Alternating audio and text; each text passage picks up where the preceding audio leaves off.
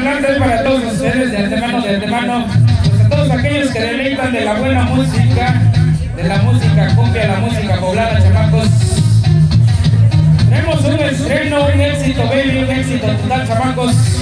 Ya van dos sábados. La gente la ha seguido, la ha deleitado, chamacos. Hoy se la queremos presentar a todos ustedes. Que trae como título La cumbia para el bailador. Así es que, chamacos, pues queremos ver a toda la gente bailadora al centro de la pista. Vamos a empezar a bailar ya después de esto. Pues viene un poquito de merengue, algo de merengue para todos ustedes, algo de un mix.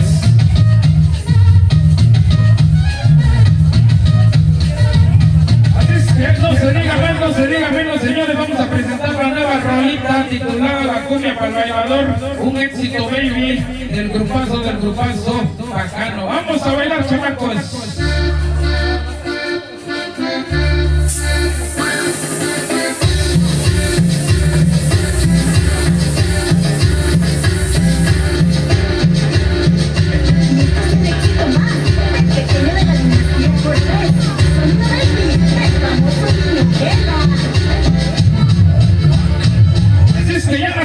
Tiene ritmo, tiene sabor, una dedicatoria para Sonido Baby. Vamos al centro de la pista, vamos a bailar, chamacos. Esta noche, ¿cómo dice que dice? Toda mi gente bailadora, ¡vámonos! Un éxito más, el pequeño de la dinastía Cortés.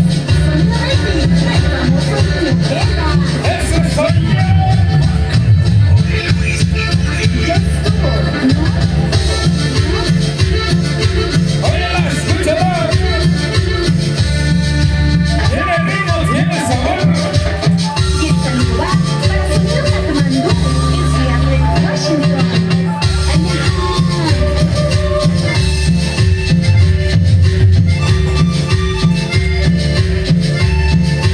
¡Oiga más que ritmito! ¡El grupazo bacano! El pequeño gigante de la cumbia, Sonido Automatic de Tlaxcala, Puebla. ¡Qué chulín!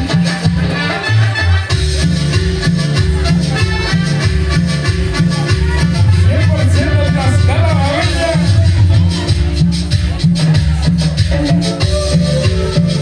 El nuevo éxito, chamacos.